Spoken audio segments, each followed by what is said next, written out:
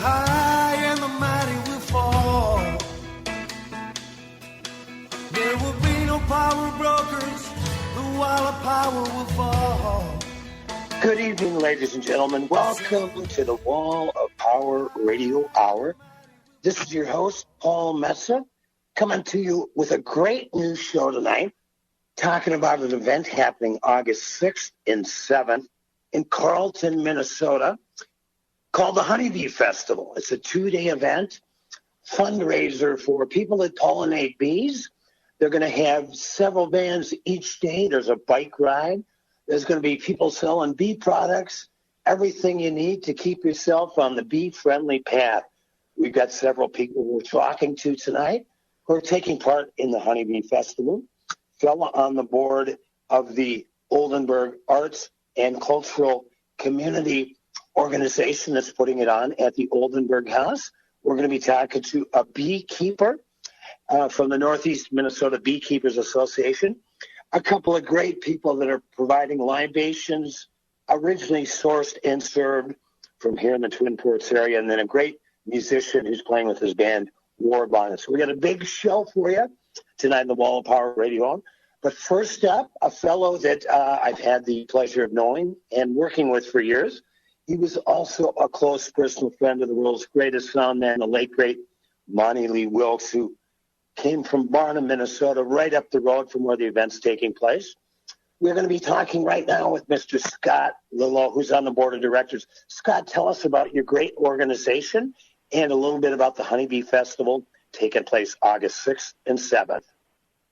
I will, and God, why did you have to bring up Monty? That just messes me up, but thank you, yeah. I love that man. Anyways, the Oldenburg Arts and Community, Cultural Community, it's a non-profit. We try to we do a lot of music stuff. This is the return of the Honeybee Festival. We did it in 2008. 2019, we took a break. 2018, we took a break. 2019, it was COVID, so we took a break. We're excited to bring it back. It's on the Oldenburg House property in Carlton. It's a beautiful historical home. You've been there. There's something magical about those grounds. It's phenomenal. Yeah. Before I moved up to Go ahead. Go ahead. Oh, it's right off the Munger Trail and right next to Jaycook State Park, and it's just, it's magical, and it's like 8 acres, and we could do a lot of stuff on those acres. And so years ago, Glenn and Emily and I said we should do a music festival here, and we've done a few of them. It is my friend Billy Peterson. Before when he knew I was coming up to Duluth, said you got to call Glenn Swanson. Glenn was a longtime Twin Cities drummer, session drummer at Sound 80 back in the day. Played with almost every one of the Petersons and bands over the years. We connected immediately. His lovely wife, Emily, is truly the brains of the operation. And yes. But Glenn does a great job, and he has wired 3 stages. I don't know if you're going to be running all 3, Scott, but it's a gorgeous property for people out there in the Wall of Power Radio Hour land. It's almost 8 acres. There's 150-year-old white pines. There's rock ridges. There's ravines. And as you said, Scott, it butts up right against the Jaycook State Park with that great Munger biking trail. Now, you've got there's a bike swan going on as well, correct? Yeah, it's led by Jason Wusso from Wusso's Concert Cafe, who also will be playing the festival in his band Woodblind, and Tom from 4 Mile Portage. They'll meet at Wusso's Concert Cafe at like 7 o'clock, and then we'll bike down that whole Munger Trail, because the Munger Trail, again, leads right up to the Oldenburg House. I think you get a free beer and discount ticket into the festival, and or some other type of beverage once you arrive after you're doing those 18 miles. I know I'd need a drink. And but that's anybody can be part of a honeybee swarm, as we call it. You get a free yellow T-shirt that looks very bee friendly, and we did that. We did that in 2018, and people loved it. But this year we're adding a return shuttle provided by Minnesota White Water Rafting in the Caddy Shack based out of Duluth. So they have enough room on that shuttle bus for bikes and people, so they can get back to Wussel's Cafe after the show on Saturday. And we're going to have a couple of the liquor sponsors later on in the show. Bent Paddle, one of the best beers to come out of the Twin Ports, started pouring their brews 8 years ago. And, of course, Vikra Organic Botanical Cocktails. We're going to be talking to folks from both those organizations. If people want tickets, they can go online to oacc.us or call 218-384-4835. Trust me, people, this is going to be one of the coolest outdoor venues and music events you're going to be at this summer, 2021. And we all need live music, and we all need to get outdoors. I highly recommend it. It's just under 2 hours right from the heart of where I used to live in Northeast Minneapolis. Scotland will tell us a little bit more about some of the music they will be hearing over Friday and Saturday, August 6th and 7th in Carlton, Minnesota at the Oldenburg House. Yeah, so Friday it's going to kick off at 3 o'clock. We'll have 7 bands, some regional stuff, but War Bonnets is coming. They're a Native American band. They're coming out of, north of Duluth. You're going to play, and I think this is going to be I'm playing at 6:30. It's my first real live gig post-COVID. I'm very excited to do it. Yes, and since I moved up here, but I'm working on my chop, and hopefully I'll be in good shape to play a set there at 6:30 on Friday night at the Honeybee Festival. Right. Yep. And then Saturday, gates open at noon. The Honeybee Swarm Bikers get in a little early because they want to rest probably. But then we have 10 bands that day, and it's very eclectic. We're also going to have some other, like you mentioned, some bee-friendly or pollinator-friendly vendors. But we're also going to have a mermaid swimming in that old historical fountain at the Oldenburg. We're going to have a beekeeper or a bee person greeting kids. We're going to have a maypole for the kids to dance around, and we're going to do an old-fashioned kind of barn calling kind of spur dance concept earlier in the day. So it's not just music. It's going to be some fun wackiness and some stuff for the whole family, on Saturday and Friday as well. But it's northeastern Minnesota, music, cool people, community culture, and booze at its finest. Scott, thanks for talking to us today. We're going to keep moving on. Once again, you want to get tickets, go to www.oacc.us Friday and Saturday, August 6th and 7th. Scott, I'll look forward to seeing you, my brother. Couple weeks. Yeah, see you then, man. Thank you for being on the show. Bye-bye. All right, take care. Bye. Every honeybee fills with jealousy when they see you out with me. I don't blame them, goodness knows, on this summer road. When we're passing by, flowers droop inside, and I know the reason why. You're much sweeter, goodness knows, on this summer road. Don't buy sugar, you just have to touch my cup. You're my sugar. It's sweet when you stir it up. When I'm taking sips from your tasty lips, the honey valley drips. Your confection, goodness knows. Welcome back to the Wall of Power Radio Hour. This is your host, Paul Messa. We're talking about a great event called the Honeybee Festival, taking part in Carlton, Minnesota at the Oldenburg House on August 6th and 7th. We are raising money for honeybee pollinators and more, having some bee fun, having some bands, having dancing, you name it, it's going to happen there. We're delighted to have on this segment of the show Mr. Jeff Tibbetts, who's the president of the Northeast Minnesota Beekeepers Association. Hey, Jeff, what the hell is the Beekeepers Association all about? Well, hello, and thanks for having me. You're welcome. Well, the beekeepers, we've been around for quite a while, actually. Since around 2003, it was a small group of just beekeepers that were interested in helping each other. And through the years, it has grown. I believe in the beginning it was maybe a dozen or so area beekeepers, and presently we have almost 200 paying members. Nice. Yep, and that's all family members. So a family membership. So it could be several people in a family that are interested in beekeeping. And so what we do is we have a whole range of different levels of beekeepers in our organization, and they range from people just being interested in beekeeping and pollinators, all the way to some beekeepers that have been doing it 30, 40 years, and, wow. and probably, and they could be writing books about beekeeping. So really proud to be serving as president.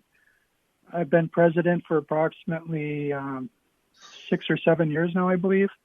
And in the last 4 years, we've actually formed, it was a loose-knit organization club, but in the last 4 years now, we actually formed into a 501c3. So in doing that, it has enabled us to be more effective in reaching out and having these opportunities with other organizations around the state and country, for that matter. Jeff Tibbetts, tell us about the importance of honeybees, bees in general, and habitat. Well, I'm not exactly sure of the percentage of plants that are pollinated by honeybees in particular, but most plants need pollinators, and without them, the food chain would break down, and I think we'd all be in trouble. I mean, everybody seems to realize that, and a lot of people are concerned enough now to start promoting pollinators and native pollinators. And even as a honeybee organization, we've partnered with different organizations in the area, like the Monarch Buddies and the Circe Societies, all these different organizations that are concerned about the shape of the world and the environment. So, Jeff Tibbetts, when did you get interested in bees? When did I? Yeah. Okay, well, I work at the Fond du Lac Tribal and Community College, and like 10 years ago, somebody was selling some honey, actually some pure honey, and I tried it, and it was just so good and so different than the honey that you would buy in a store or something. And so I tracked down the person that was selling it, and it was happened to have been one of the earlier members. And she said, well, I'm part of this group of beekeepers, and if you're interested, you could become a beekeeper. And that nice. And that just kind of fascinated me, So I did go to a meeting, and at that time they had an opportunity for new beekeepers to get a little some of the woodenware that it takes. So I took advantage of that, and I've been a beekeeper ever since. So how many bees do you think you in a season take care of? Well, I have 2 hives myself, and I'm not a big scale beekeeper. I'm probably what you would call just a backyard beekeeper. Okay. And I have 2 hives, and in the hives there's probably 80,000 bees in each hive. Wow. So, Yep, and they travel anywhere up to a mile or so in my neighborhood, and pollinating plants and gathering pollen and helping the gardens. So. Now, are you part of the Fond du Lac tribe? Yes, I am. I'm a member, and that's another great thing I think about the bee club or the bee organization I'm in now. Was able to we meet here at the Fond du Lac Tribal and Community College, and we've been doing that for about maybe 4 or 5 years now. Fantastic. Yep, and we've hooked up with the Environmental Institute here at the college, so we do different events with them, and they help us out, and we help them out. And there's actually we have beehives here at the college now, and they have like interested beekeepers student beekeepers that help out with that. So we're hoping to pass on that what knowledge we can and education, but also just the the awareness of the insects that are around us, and not look at them as something to swat or get rid of. That they're helping us, and we need them. Jeff Tibbetts, if people can't make it up to the Honeybee Festival on August 6th and 7th at the Oldenburg House in Carlton, Minnesota, what if people would like to donate to your organization? How could they get online and donate to the Northeast Minnesota Beekeepers Association? Well, they can email us at nemba.org, nemba.org, and feel free to send an email. And I actually I take care of the emails, so I will receive that, and we can go from there. But, beautiful. Yeah, we've been actually meeting online. We meet here at the college, like I said, but since in the last year, whatever, with the pandemic, we've been doing Zoom meetings, and you don't have to be a member to go to the meetings. So fantastic. We're open to having visitors and anybody who's interested in beekeeping and pollinators in general. Jeff Tibbetts, thank you so much for your time today. I'm looking forward to not only playing at the Honeybee Festival, but taking part and meeting all you good people who are doing such great work on behalf of honeybees and the rest of us. Yep, and we have a honey shack at the Carleton County Fair also that people could buy local honey. So feel free to visit us there at in Barnum, Minnesota. Beautiful. August 19th through 22nd. Thank you, Jeff. You have a wonderful day, and I'll see you in a couple of weeks. Thank you for the time. Anytime. Good luck. Thank you. I'm a tank above and round.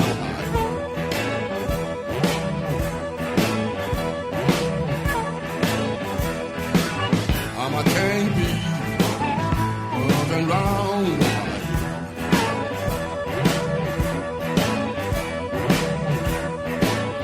Well, I can make good honey. Let me come inside.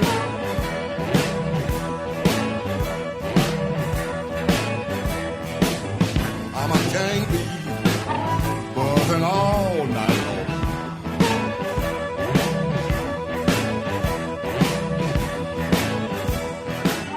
I'm a gang bee. Wall of Power Radio Hour.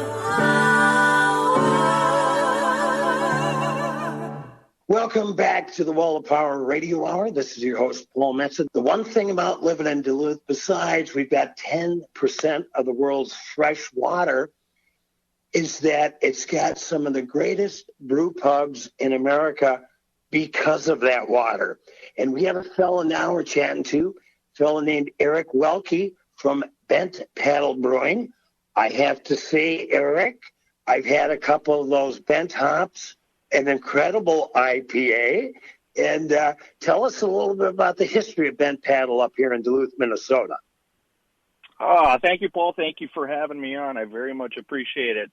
So Bent Paddle, we opened up in May 2013. We're run by two married couples, so we're very proud of the fact that we're 50% female-owned. We just expanded now into South Dakota as well, so we are now in 4 states, Minnesota, Wisconsin, North Dakota, and South Dakota. And we've got 7 year-round beers, and then depending on the year, we've got 10 to 15 specialty limited release beers that we also put out per year. That's incredible. Eric, how did you... Well, you're probably a college, male college kid. That's how you got interested in beer. But how did you hook Yeah, up? well, It kind of goes hand in hand, right?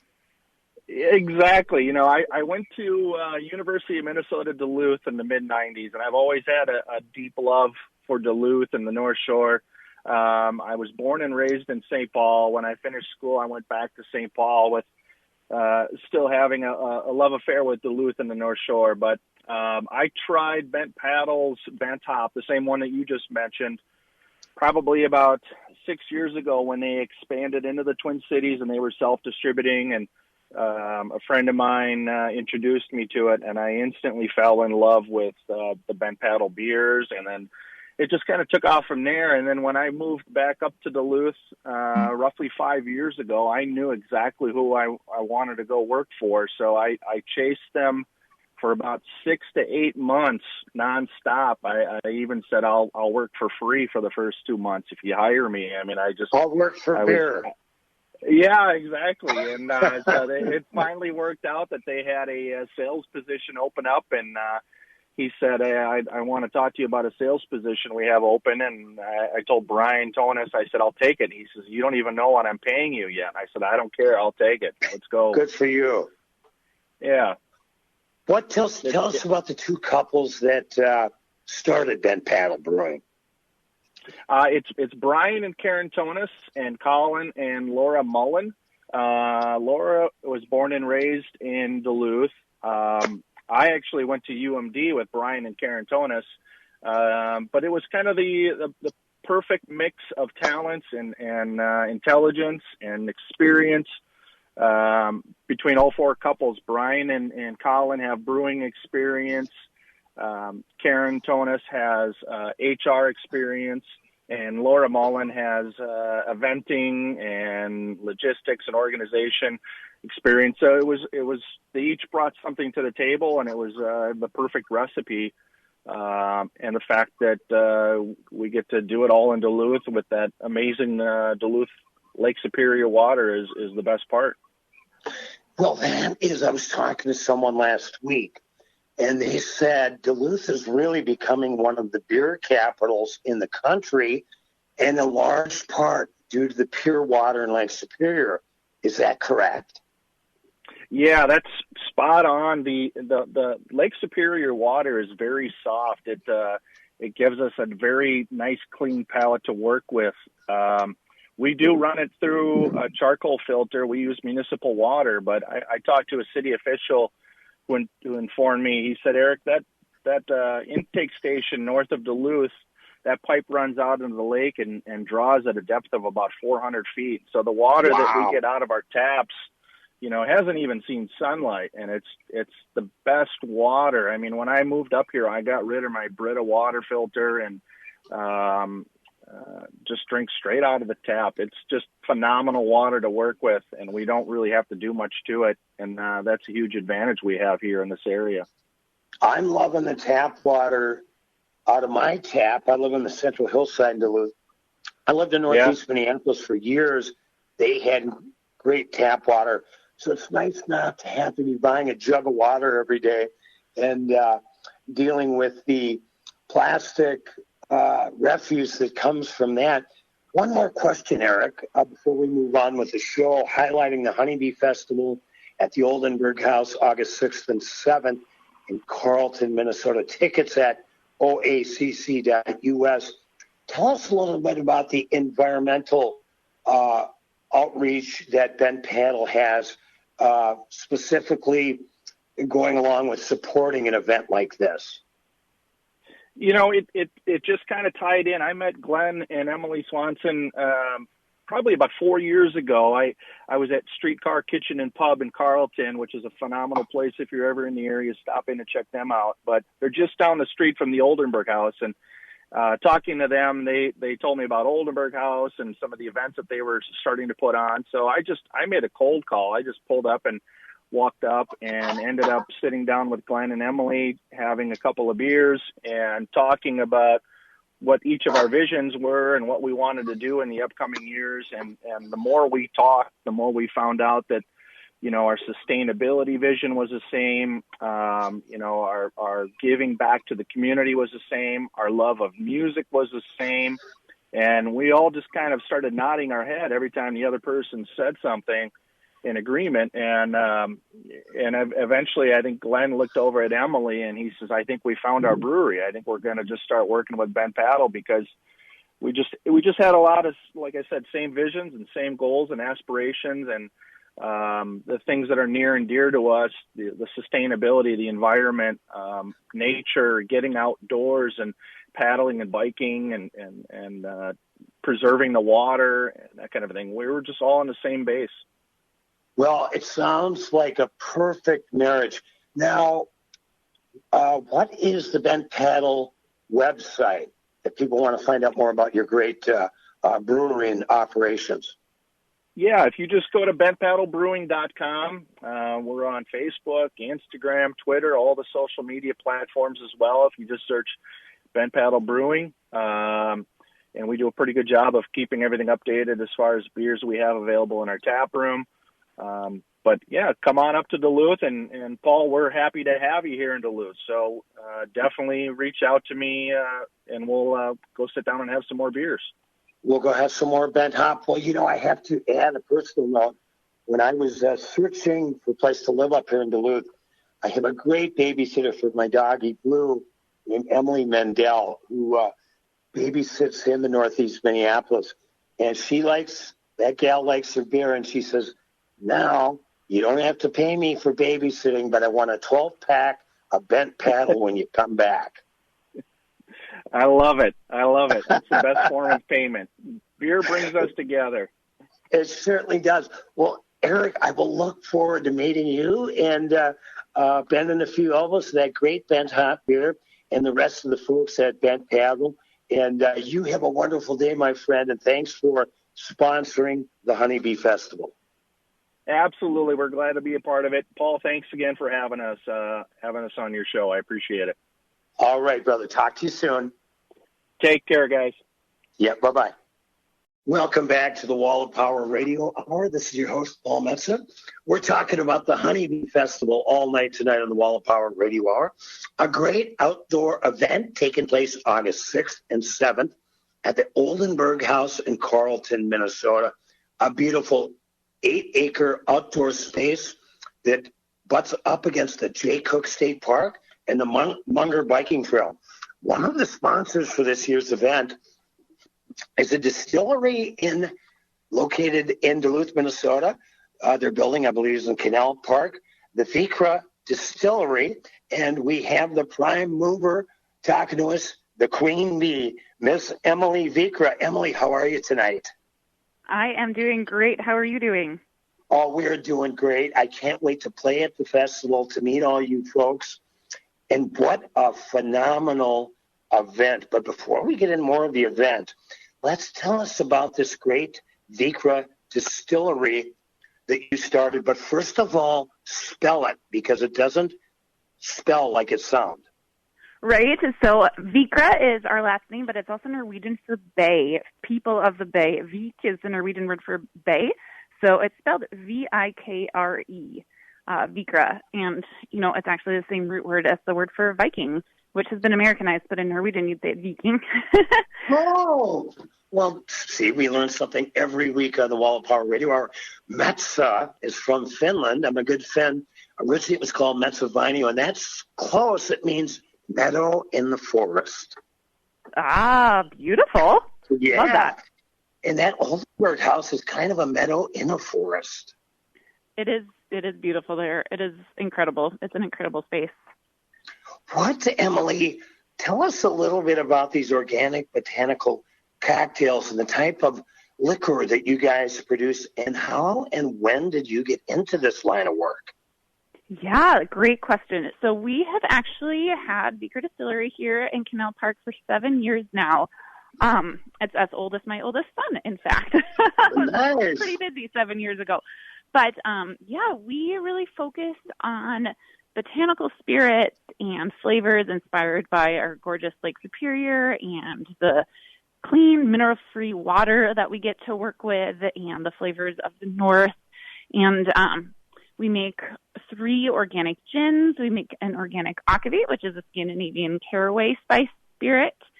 We make vodka, Lake Superior vodka. We make some canned cocktails and some different whiskeys. And we really focus on organic ingredients and organic botanicals, even foraged local botanicals. And I mean, one of the reasons for that, there's so many good reasons to use organic, and it gives the best flavors, I think, but it also is so great because there's no pesticides going into them, and that's good for people, and it's good for pollinators. Absolutely. Now, Emily, when did you get interested, before you even started the business, in this line of kind of, I guess you could say, boutique cocktails? Yeah, so my background is in food policy and in food writing, and so I was a recipe developer before we decided to start a distillery. Yeah, and I have actually a cookbook out and another one on its way. I did food writing, and so I've always been a very, very passionate about flavors and quality, and so that has really inspired the interest in craft cocktails, and we bring that creative culinary flair into our spirits and into our cocktails. Did you meet your husband over a cocktail somewhere? I'm going to guess you did. You know what? I actually did not. We met at some friend's wedding. Okay, well, that's cool. Then how did you... He gave a very good best man speech. Oh, cool. So how did you get him involved with your interest in recipes for both food and cocktails? So he is a very equipment-oriented person. He loves building and fixing things. He can do plumbing. He can do electric work. He can do metal work, woodwork. And so he says that I'm the palate and he's the plumber. And so he was the person who he really was able to set up all the equipment and build out the space. He built a lot of our furniture that we have at the distillery and was able to, get things up and running and keep things running smoothly from an equipment perspective. Now, of course, both of us have the help of amazing staff who are all more talented and smarter than we are, but that was how it got started. Well, one of your biggest ambassadors is my good friend Chelsea Whittington, who I've renamed Chelsea Versace, as she is going to come up with my color designs on the walls of my new apartment. But she's been telling me... she'll be so good at that. Oh, she's been telling about Vikra Distillery for several years. So tell us, how big is your staff, Emily? We are now, it fluctuates a little bit seasonally, but we're right around 35 people. Wow, that's a lot of people. It is. It's amazing. It's bustling. It's fun. It's amazing when you think of, of course you start with the shipping and then how they shipped all the lumber starting out from northeastern Minnesota and then all the iron ore. And now years later, Lake Superior is still giving us work via people like Bent Paddle, who we just talked to, my friends at Fitker's, good friends with Tim Nelson and his folks at the Cedar Tavern and their great beer. It's amazing how much Lake Superior has given us. Absolutely. I agree. It's a spiritual guide. It's an inspiration. It is an art source. It is the source for so much creativity and industry, and it's a pretty special, magical body of water. Absolutely. And 10% of the world's fresh water. You have the boundary waters. I think northeastern Minnesota is at around 15% of the world's fresh water. I'm a double Scorpio water sign, so I feel it there you in go. my I'm bones. a Cancer. All water. All water. Yeah. So now where, besides, do you distribute outstate as well? We do. So we're available across Minnesota, and we are also in Wisconsin, the Upper Peninsula of Michigan, Illinois, and Nebraska, and a little bit in Georgia. Georgia. Well, there's a Duluth in Georgia. There is a Duluth in Georgia. Yep, and we're actually going to start selling a couple of our gins in the Pacific Northwest in Northern California starting towards the end of this summer. Fantastic. Do you get fan mail from around the country for people that have stumbled on your liqueurs at one place or another? We actually do. Yeah, we get the nicest notes from people. Nice. Now, what is, if somebody out there tonight, Chelsea is a huge fan of your gin. I'm more of a vodka martini guy, straight up dry one olive. How could they order some of your product if they would like to give it as a gift or imbibe it themselves? Yep. So you can come to the distillery, and with Minnesota law, we're allowed to sell half a bottle per person per day. But you can also find our products at liquor stores all across Minnesota and Wisconsin, as well as some of the places that I mentioned, the other states. And if you go to our website, which is VeekerDistillery.com, we have a finder map that we try to keep as up to date as possible. Now, how do you come up, let's say, with your aquavit, right? So how to give us a little insight into that process. How do you, and you don't have to give away the secret sauce, but how do you build your liquor? Yeah, so I do a lot. I'm a researcher. I love doing research. And which means you're drinking all the time. Drinking occasionally. I do a lot of reading, reading manuscripts and reading old literature about spirits, and I do get different spirits and always trying different things. And I tend to start from thinking about what my end goal is and what the sensation that I want to convey through a spirit is, and the feelings that I hope it gives people, and some of the kind of major botanical profiles, the spices and herbs that I want in it. And then I start doing infusions and test batches, and some things take 3 or 4 months to pin down. Some things take 6-7 years of trying different iterations and distilling it or infusing it and tasting it and saying, I think this needs some more coriander. I really want to dial back the amount of lemon peel that's in here. Until it gets to a place where it's really smooth and really balanced, but still really interesting and conveying those feelings and those feelings that I want people to have when they try it. That's a very insightful way of looking at it. Now, it's got to be a great feeling when you go, boom, it's done, it's perfect, it needs no more. Yeah, I mean, when things just kind of click, that is a great feeling. But then, of course, sometimes I think, this is right now, and then I'll try it in some cocktails, and I'll think, it still needs some adjusting to, play in the types of cocktails that I want it to. And there's no such thing as perfection. We aim for perfection, but everything is always being polished around the edges. Yeah. Now tell us about your working with the Oldenburg House in Carlton on the Honeybee Festival. What is your outreach to the rest of the community, environmentally and otherwise? We do a lot of things with the community and with different community groups. It's one of our real passions and things that we care about being here in Duluth is being part of the community and being a community gathering space and a supporter of all the different amazing things that we have going on here. So we've partnered with a number of different local organizations at different times. And that, of course, includes the Honeybee Festival, but we also are partnered with some of our local arts organizations, and especially with the local opera and with Friends of the Boundary Waters and the St. Louis River Alliance to work on both arts and environmental issues. Well, it's a wonderful organization. I will be taking Chelsea Versace out for a cocktail or two here soon. Hopefully you're working the grounds that day. But if not, we'll see you at the Honeybee Festival at the Oldenburg House, August 6th and 7th. Tickets at oacc.us. Emily, thanks so much for talking to us. It's been a splendid conversation. I look forward to sampling your wares and to meeting you in person. Likewise. Thank you so much for having me. Okay, Emily. Have a wonderful day. You too. And night. Yeah, bye-bye. Welcome back to the last set of the Wall of Power Radio Hour. This is your host, Paul Metsa. This has been a great show tonight. And to end it off, we have the musician Chaz Wagner from the band Warbonnet, who's going to be playing at the Honeybee Festival, which is taking place August 6th and 7th.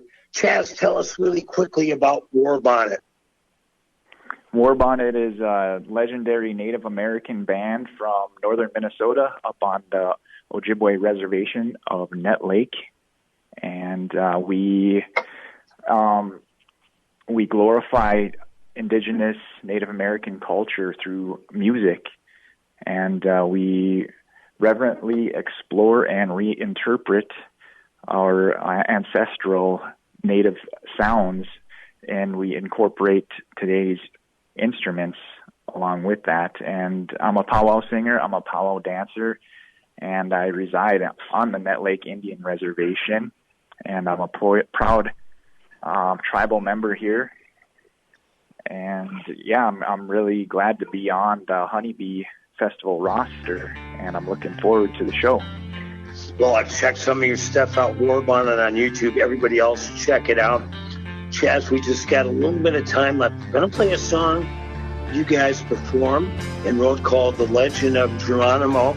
And make sure you check out War Bonnet, myself, and others at the Honeybee Festival, August 6th and 7th in Carlton, Minnesota. Chaz, I'm going to look forward to meeting you here soon, brother. Awesome. It was nice chatting with you, and I hope you enjoyed the song The Legend of Geronimo. It's an epic song, and it tells about his life, his history, and it just gives that sense of pride back to the people, back to our people. Well, bless you for your great work on behalf of your people, Chaz. I'll see you in a couple of weeks. Okay, Paul. Thank you. Thank you. Great leader, held his family with love and pride.